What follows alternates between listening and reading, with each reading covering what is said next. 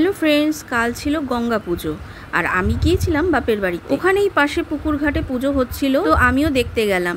ভীষণ সুন্দর করেছে ঠাকুরটা, প্যান্ডেল করেছে। আর পাশেই দেখতে পাচ্ছ যে পুকুর বা ঝিল যেটাই বলো না কেন, বিশাল বড়।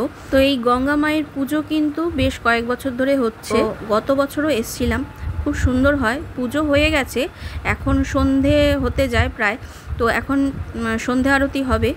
আর এই পুকুর বা ঝিলের একটা সত্য ঘটনা আছে, যার জন্য এই গঙ্গা মায়ের পুজো করা হয়। আর এই মা গঙ্গার আরতি করা হয়ে গেলে কিন্তু এই যে ঘাটটা দেখছো, এখানে বেনারস বা হরিদ্বারে যেরকম গঙ্গা আরতি করা হয়, এখানেও কিন্তু সেরকম ভাবেই করা হয়।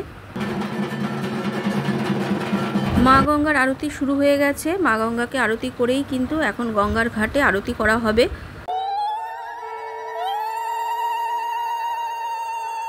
একে একে পরপর গঙ্গার ঘাটের পাশেই 7টা স্টেজের মতন করা হয়েছে, যার ওপর পুরোহিতরা দাঁড়িয়ে এই গঙ্গারতি করে। আর এই গঙ্গারতি দেখতে প্রচুর লোকের সমাগমও হয়ে গেছে।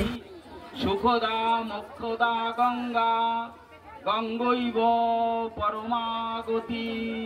প্রথমে তো গঙ্গা স্রোত পাঠ করা হলো, এরপরে গঙ্গারতি শুরু হবে।